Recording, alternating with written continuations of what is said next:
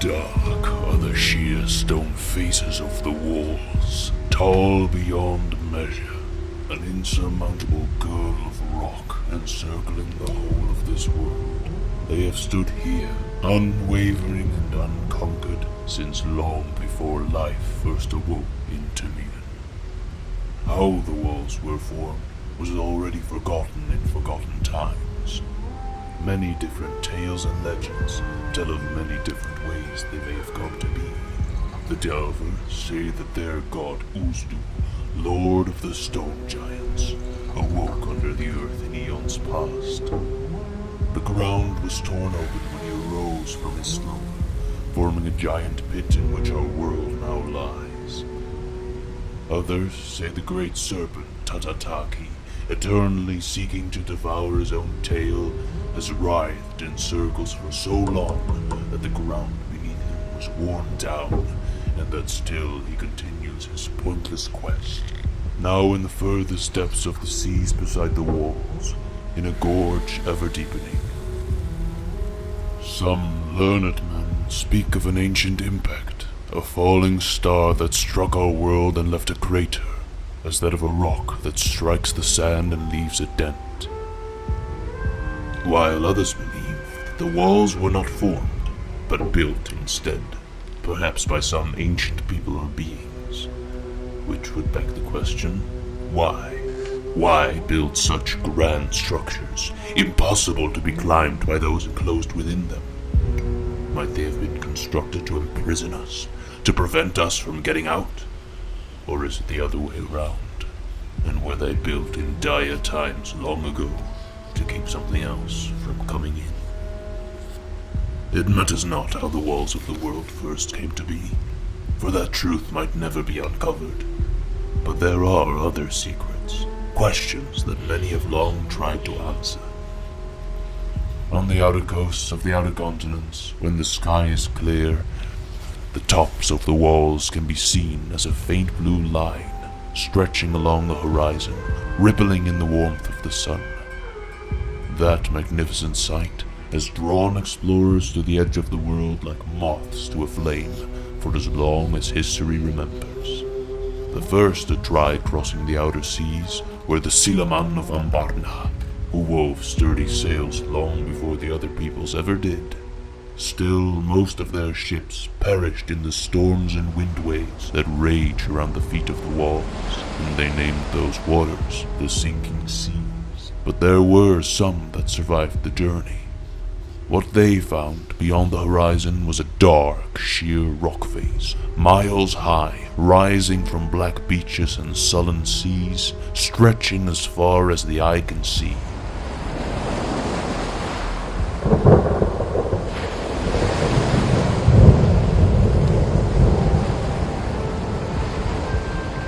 It was a sight beyond anything all the other lands in Tumiun could ever offer, but also entirely lifeless.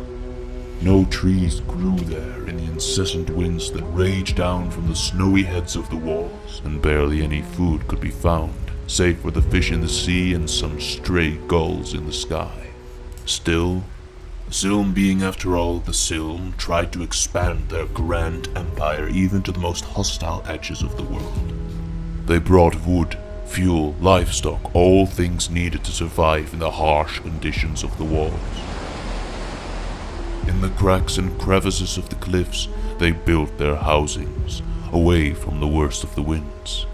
But all their efforts were in vain. The wood rotted, livestock fell ill, and the inhabitants went missing. The settlers kept coming, but the walls consumed them again and again. The curse, they called it. The curse of the walls. And after many attempts and countless lives lost, they finally gave in. They could not master the walls. The curse had won. The Silm spread word to all peoples of Tumiun that the walls are a deadly place, and that none should venture there. But true pioneers do not heed such warnings, and there were still so many questions to be answered. The first ones to try and climb the walls have most surely been forgotten, but the first whose name was not lost to the long years of history was Khan, the legend, rider of dragons. His tale is a long one, of many adventures, but at last it came to an end on the steep slopes of those fateful cliffs. He had taken it upon himself to be the first to see what lies beyond the confines of the world, hoping it would grant him a seat among the order of the masters of Tumiun, the gods of men. But Khan never returned from that quest. Of all his great ventures, that one proved to be his last. Wilbur the Mariner, the most renowned explorer in history, also longed to look upon the fabled walls that encircled the world. After becoming the first of the folk of men to sail all the seas of Tumiun, he took his strongest ship and sailed the sinking seas, but his ship never returned. And when other voyagers found the wreckage many years later in a rocky bay near the feet of the walls, not a single body was found in it. All 40 crew members gone.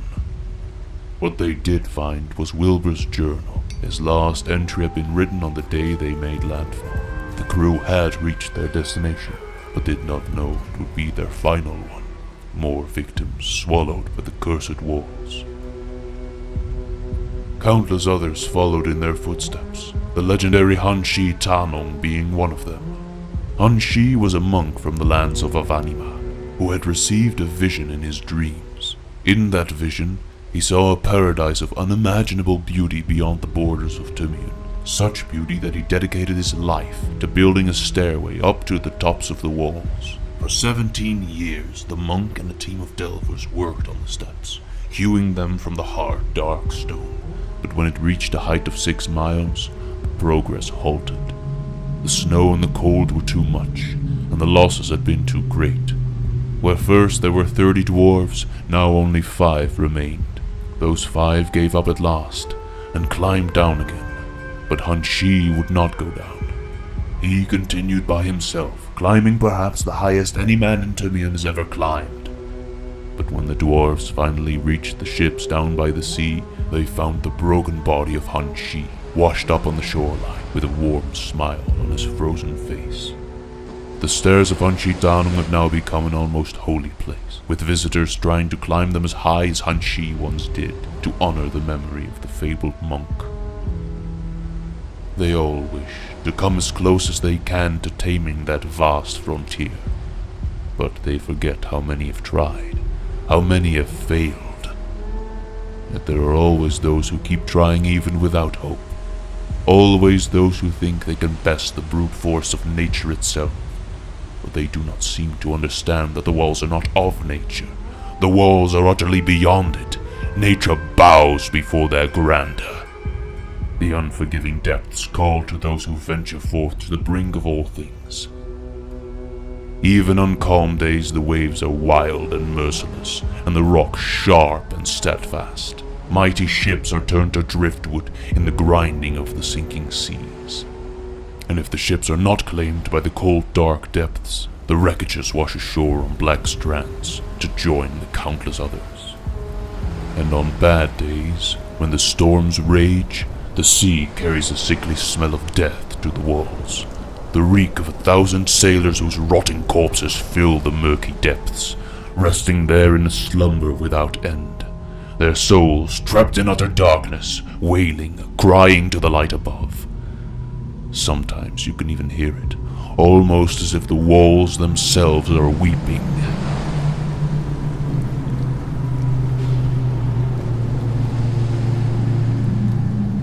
The only life you will find in these barren lands are gulls and shrubs and moss, though tales do tell of strange creatures hiding amidst the black rocks, dark things, more of stone than of flesh. Many explorers claim to have seen them, watching over them from the dark shadows of the cliffs with glowing eyes, but accounts of what they look like differ too much for the tales to be true.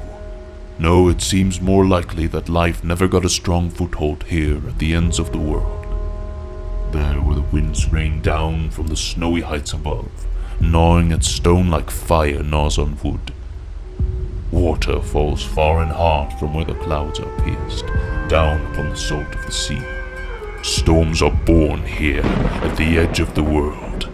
This is no place for men. Of course, there are those few who succeed, those who step onto the shores of the world's end and live to tell the tales. Explorers looking for answers, cartographers looking to add unknown lands to their maps. But they all leave again. They always turn back to where they came from, where the wind is calm and the land is soft. There is nothing for them there, at the edge of the world. Nothing but grand wonders. Sights of beauty, but all of it bare and bereft of life. There is naught but wind and rain and rock there. No food, no warmth, and no wood save for what washes ashore. Life simply cannot endure here. Yes, that is what they think. But surely the pieces of the puzzle must one day fall into place. The Silm settlers, Khan, Wilbur, Hanshi, all those countless other lives lost.